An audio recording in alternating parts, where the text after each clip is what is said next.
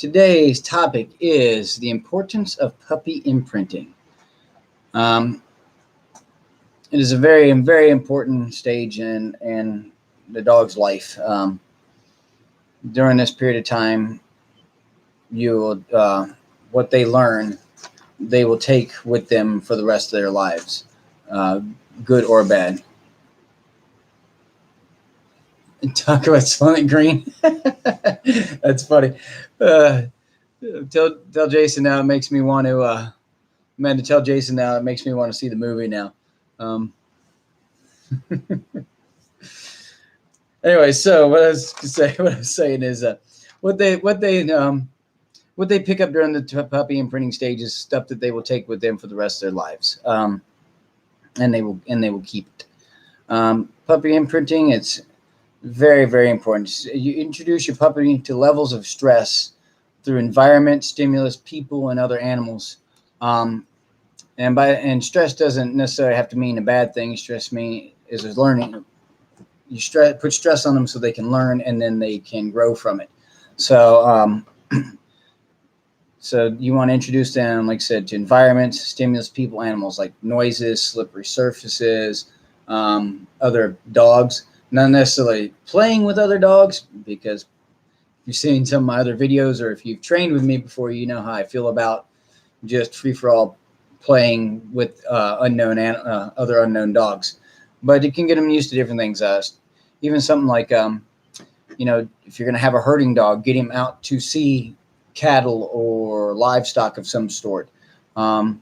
If you're going to have a search and rescue dog, imprinting him on the ability to use the nose, getting them out to see the world so that it's not a scary place, things of that nature. All that can be done at a very young age. Their personality and character develop according to what they see during this time period. So, positive or negative, they learn things during this period of time. So, now one quick thing, I've talked about genetics in the past. What I'm about to talk to you about, if the dog comes from bad genetics, the parents have bad genes, or they just happen to throw puppies with bad genes, puppy imprinting may not necessarily change everything about them, but it could possibly help. It just depends on how ingrained it is in them. Possession issues sometimes would be a genetic thing. Fear, on how bad the fear is. You may be able to curb it if you get them at a young enough age, but it may not necessarily mean it goes away. So like I said, for that, most of these things, genetics aside, if you have a decent or really good puppy with a good temperament and everything else, a lot of this imprinting would definitely make a big difference. Not that it couldn't hurt a dog that has fear issues or something of that nature. All right, so between weeks 2 and 7, that's when they learn to be a dog. They're hanging out with their mom. They hang out with their siblings. They learn to how to interact with other dogs. They learn body posturing. The mom teaches them certain ways of, like if they go and start chewing on her and she doesn't like it, she'll give them a lip or raise lip. They kind of learn how body language happens between dogs. So during that time, good or bad, they learn things from each other. If you have a very small pup in the group, he could get dominated by several of the other dogs. He could end up being a submissive dog, or because he's dominated, he could turn out to be kind of a little bit of a tougher dog, or more of an aggressive style dog, for some fact that maybe he's had to fight for everything he's had.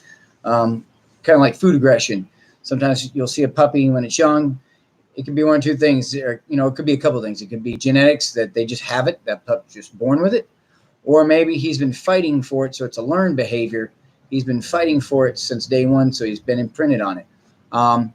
So there's things of that nature. I see that every so often.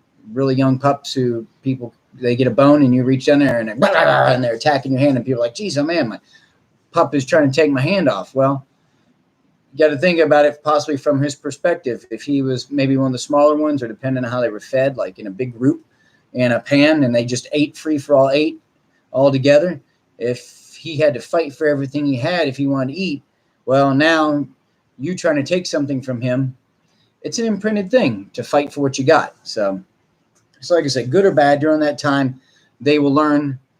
They learn things from their siblings and from their mom. Not so much the dad. Usually the male is not around, or at least not, in that part of the aspect of things. Um, Now, when it comes to puppy imprinting, your time frame is from 6 to 16 weeks. You can actually extend it to probably about 20 weeks or so, but generally it's 6 to 16 is like the magic number. That during that time you build confidence, you teach them how to behave, and they develop coping mechanisms. And we'll kind of go into that a little bit more and break it down some more. Um, 6 to 12 weeks is when you get your best results of positive interaction with your pups and their environment, objects, smells, textures. This is when you introduce like loud noises, like bringing a vacuum cleaner. Get them out removing cars, take them onto a slick floor or an uneven surface, things that move. I like to take my pups to like the kids' playground, and I like to get them running up and down the little moving bridges and on the slides and up and down things. And I like to use a lot of food for that. It helps them, get used to things slowly, and helps them environmentally. So that they're not scared of things that move under their feet. If a dog never sees a different surface and you bring them in, I've seen dogs that have been on grass or carpet all their life, and you bring them into a slick floor and they shut down. They can't even operate. And one, that stinks all around, even for just a pet dog. Although with a pet dog, you may be able to get around it some way. But if you're going to have like a service dog or a therapy dog or a protection dog, and here he's doing great, but he's never been exposed to a certain type of surface, you bring him in and they shut down. All this training that you did is for nothing. So starting them out doing things like that, that's a big deal. I like to use a lot of food. I feed through training.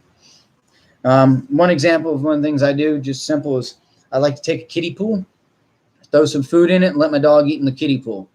And then if he seems to have no problem with it, or once he gets used to it, then I might put like 1 or 2 tin cans in there, and then I'll throw some food in there. And then he bangs the can around on this kiddie pool, makes a little noise, no big deal. And eventually I have this kiddie pool full of cans, can't even see the food, dump the food in there, put the pup in, and it gets them used to surfaces, noises, and working through things, no big deal. And it's a positive. They get a positive. They build positive. I can't think. Sorry, they get positive reinforcement out of what they're doing. So, all right, 7 to 12 weeks. This is when they may start to venture out on their own. They're kind of getting a little bit more grown up. Before they were probably all up all over your feet. Every time you turn around, you're like trying not to step on them. This is when they're starting to venture out on their own and to explore. And this is a good way for them to build confidence. They get out and explore the world. I want them to go explore, go see things. Just make sure you keep it safe and you keep it fun. So also be aware of what's around you. Be aware if there's other dogs or if there's children and things like that around. If they've never seen kids before, and a couple of kids come rushing up on top of your pup, it can scare the crud out of them and ruin a lot of things. It can make kids bad. It can make the outside world bad. So be careful with that. Also, the same with dogs. If I have my dog out, I might let a puppy of similar size and temperament kind of come up and introduce them together, but I keep it very brief and I keep it very positive because, one, as I've said many times before, I don't want them imprinting on other dogs and the dog being more important than me. But I also want to make sure that my dog doesn't get dominated by the other dog, because it can really affect their temperament and their confidence level. So, like I said, I want them out exploring. Take them places. Take them to Lowe's. Take them to, around here we have Rural King. Some places don't. But anywhere there they allow you, take them and take a handful of food with you. A lot of treats, and make it a positive thing. Even if you're just standing out in the parking lot of a place and feeding them, that's still imprinting and still a positive situation. Any questions so far on this? Anybody got anything? Like I said, I'm kind of moving through this kind of quick. It's kind of a short one. Unless there's a lot of questions or anything, or there's things I can think of along the way, we'll probably be done in a pretty quick period this time around. All right. Well, if there's no questions, then I want to make sure. Can everybody hear me all right? It's definitely what I want to find out. Because like I said, we have a storm rolling in, it looks like, and I want to make sure that my connection's okay. So, all right. So the 8 to 10 week period. Now, this is kind of a rough estimate. It's not exact science for this, but most I can hear. Thanks, Mason. Uh, this is a rough estimate time. It's just, but during this period, puppies go through what most people call a fear period or a fear stage. This is where out of nowhere, you've been taking your dog for a walk. You walk down you walk out your front door. You take a right and go down the sidewalk. You pass by the same light post, the same garbage can, the same mailboxes every day. Same freaking hedge, shrub hedges and everything else. And one day you go down there and you turn that corner and you start walking, and holy shit, it's the mailbox. Blah, blah, blah, blah, blah, blah, blah. They go crazy. Well, like I said, most people, they call this a fear stage. Jim actually, to me, put it in a better kind of situation.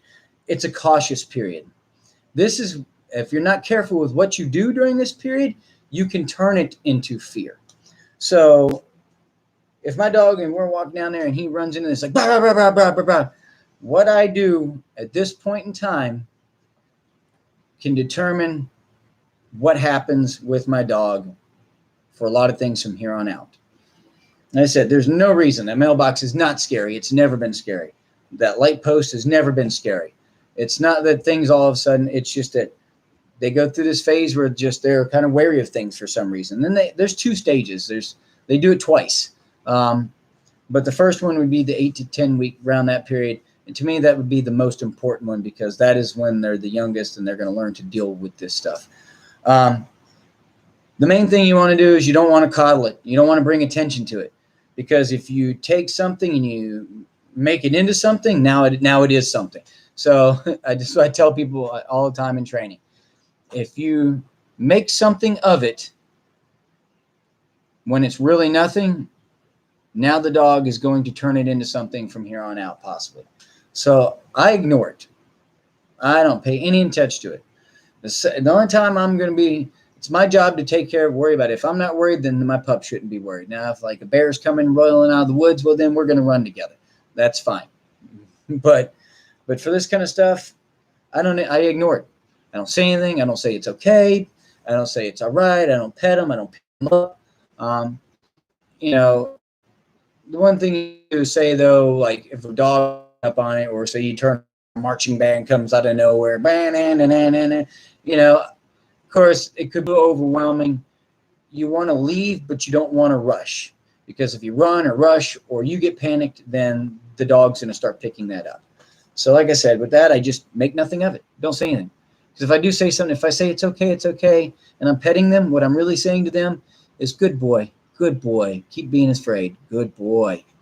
And now that mailbox is always going to be a problem. And it might not just be that mailbox, it could be every mailbox. Or it could be anything that just is a little off. You do it, a dog barks at them and they get all scared and jumpy, and you're like, oh, it's okay. Now maybe all dogs are scary and everything else. So with that, like I said, the most important thing you can do during this period is nothing, basically. Ignore it. So another thing too is, like I said, I don't coddle during these times. I don't coddle dogs. It's a perfect time to start introduce crate training. Even if your dog might not be in a crate for the rest of its life, it's a great time to get it started. Feed them in their crate. Make the crate a good thing. Put them in there. Give them something to chew on. Go tire them out, and then let them take a nap in there for a little while. And they don't have to be in there forever. You put them in there for a short period of time. As long as they're quiet, you let them out. If you put them in there with a toy and they're chewing on a toy, before they're done with that toy, let them out. You're imprinting all all this positive energy on there. Practice separation, which basically you can do that with the crate as well. You put them in there and you let them learn that being away from you is okay. They are not going to die. When my dogs are young, I like to use interactive toys for this. I feed my dogs through interactive toys when they're younger. That way they're eating their meals. It's all positive and that you're in there. I try to crate them in there with it. Before it's done, I take them out. Like I said, this is the most critical time. Dogs are sponges. Everything that you go with over them, and during this 6 to 16 week period, they are going to pretty much keep for the rest of their lives. So, I mean, with that, so like I said, this is really important. That's why getting a dog at a young age, if you can, is one of the most important things you can do. I know older dogs do need love and need to be adopted. We've taken in plenty of them. But if you're wanting a dog specifically for something, it's a lot nicer if you can get them young and then you imprint them with what you like. So I'm going to take this time real quick. I want to thank everybody who showed up as usual. Sorry about last week. It was my birthday. I forgot when I set it up. So I took the day off. If you liked my content, please like, subscribe, hit the like button, subscribe, and share my videos as well. So one last, let's see, I'm trying to think if I'm missing anything. Yeah, during this 6 to 16 week period, this is when you really want to. This is when everything becomes crucial. I had a dog that I had gotten several years ago, and when he was a puppy, I imprinted his sits, his downs, his comes, some guard techniques, some bite work. Learning to bite, even if it was just on a small little bite pillow. For those of who know what protection or has done protection with me, you know what the bite pillows are. I imprinted a bunch of little stuff on him. Well, he turned out to not be quite what I wanted. So I had to wait for the breeder to have another litter. Well, this dog, I kept it for a year, but I didn't do any other training with it because I'm not keeping it, and I didn't want to get attached to it by doing a lot of training. But what was really funny is I just, out of curiosity, I pulled him out. And I'm not saying I didn't do anything with him. I just didn't do any training with him. But I pulled him out a year later, and he still remembered what the sit was, what the down was. He remembered how to start what we did for healing. He remembered scent work, so he tracked. He even did bite work, except not just on a small pillow. He was actually biting on the full sleeve. So he remembered these things that I imprinted him on when he was 8 weeks, up through the 16-week or 20-week period. So this just goes to show you how crazy and how ingrained this imprinting is, that it just embeds in their head. So, with that, that's kind of all I got. So, like I said, it's kind of a short one this time around. I just kind of want to explain what puppy imprinting was and why it's so important. Does anybody have any questions or any topic that they would like for me to cover sometime or here in the future?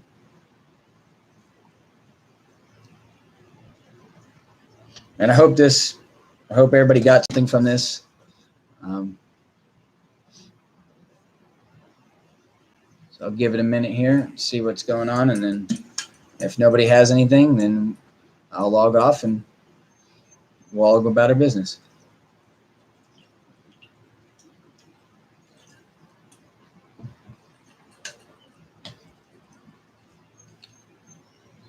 I'm thinking about next week talking about this subject was kind of brought up to me by my mom, and the subject for next week possibly may be what to do if your dog is growling like at one of your kids or a family member, but especially a child, and how to handle it, whether it's a puppy doing it or it's an older dog doing it. For imprinting, imprinting is kind of a little everything, but I try to imprint anything. Like if I know my dog is going to do, say, Schutzen, I'm going to start imprinting my obedience. And that doesn't mean I'm going to start putting the sits and the downs and all this on command. I'm going to get them doing it. But my main thing is I'm going to start imprinting the bite work and how to do a full bite and a full grip and be calm on the grip. Building the dog's drive, which is really important. Tracking, I'm going to start teaching him to use his nose right off the jump so that he will build on that. Things of that nature. So it's, whatever you want to do, or even if you're thinking that you're not sure what you want to do. If you have several different things that you might like to try, as a puppy, I start imprinting those things. Scent work, like I said, starting to use the nose. If it's going to do something that has to do with some kind of a drive, like prey drive, I will build its prey drive up. Anything like that, I start imprinting those things. If it's going to be a service dog, I want to take this dog everywhere. I mean, you should do that if you can with every dog, but especially a service dog. I'm going to take them everywhere. Take them wherever I can, any store that allows me in there, just all over the place, like anything you can think of, and start taking them. But I want to also try to make sure that it's all positive as possible. So you want to feed them, you want to take toys and play with them. Make sure that it's a very positive and very,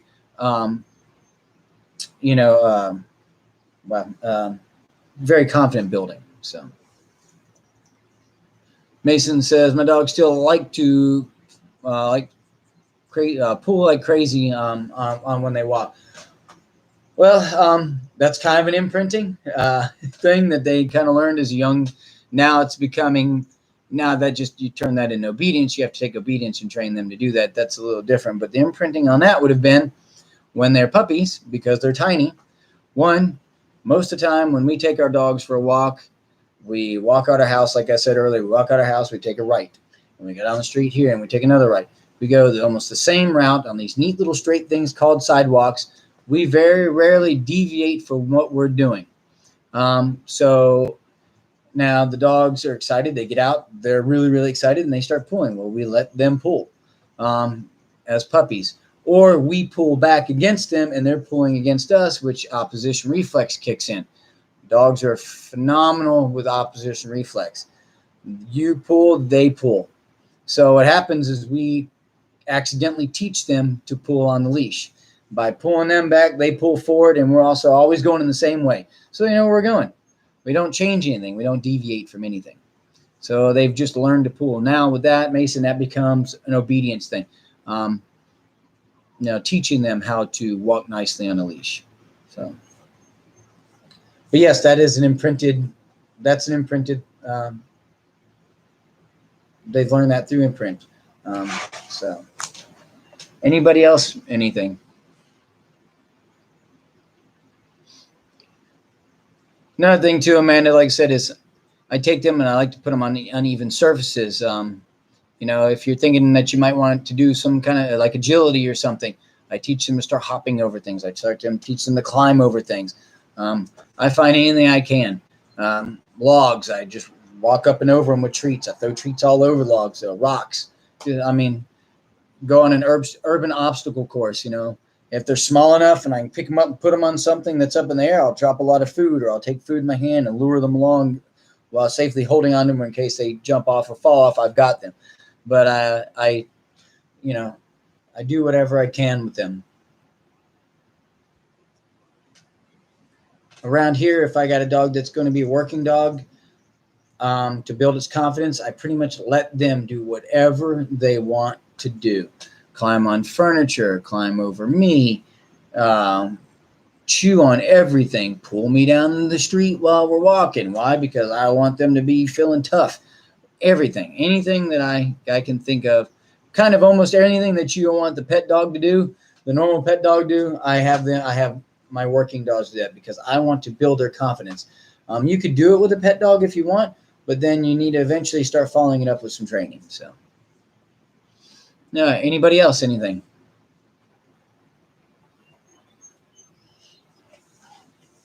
Like I said, if it depending on your dog's genetics, if he's got good genetics, a lot of this stuff actually comes pretty easy, but can still help out. But if your dog comes from bad genetics. Like if the mom is fearful of everything, that pup is going to spend at least that 2 to 7 week period.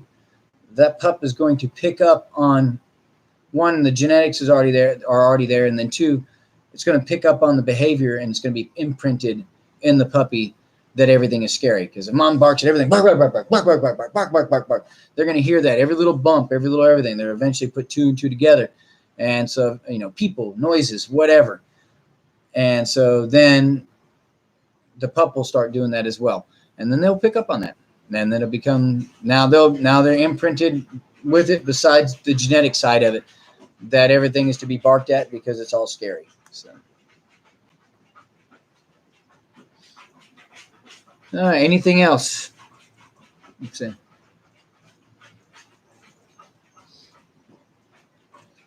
Justin says, so does Buck. Buck pulls as well. That's your working dog, isn't it, Justin? Oh, so I'm gonna close the door. I got one of my dogs trying to build a nest in her crate.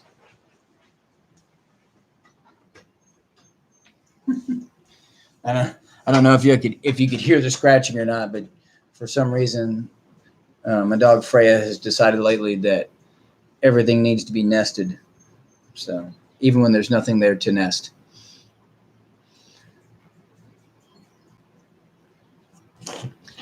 And Justin, the thing about the pulling is kind of staying with Mason, except if that's your working dog, him pulling is probably because a lot of that was confidence building when y'all were doing a lot of your work. You let him pull you to the boxes or the training, the scent areas.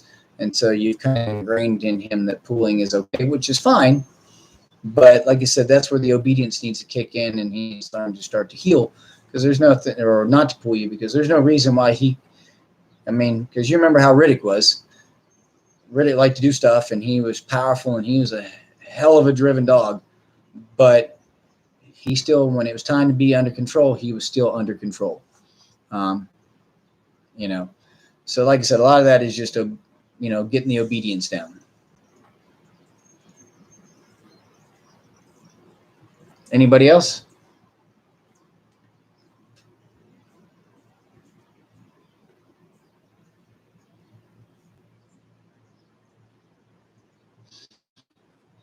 All right, I'll give it just a few more seconds. Like I said, appreciate it.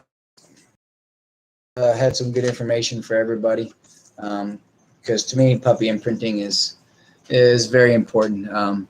It's funny, even though I know how important puppy imprinting is,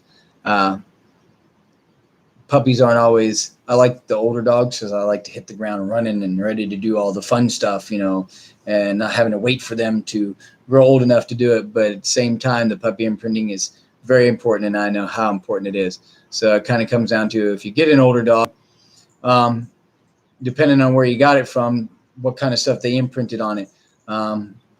Compared to if you got it as a puppy, you get to imprint what you want. So you kind of got two sides. You either have it to where whatever you did to it, if you did it wrong or right, it's yours to deal with. Or if you get it from somebody, depending on what they did wrong or right, or different from what you do, you have to deal with that. But like I said, it's still very important. So, all right, everybody. Well, I want to thank everybody again. Like I said before, please hit the like button, subscribe, share. If you have any topic you would like me to cover, no, I was lurking. Like I said, if you have any topic you'd like me to cover, please throw that in the comments. Or if you have any questions later on that you didn't think of, or you're watching this in the rerun and you have any questions, please post your questions. I will be happy to answer them. Other than that, I will be back next Wednesday at 6 o'clock. And everybody have a great night. Thanks for being here as always. Bye.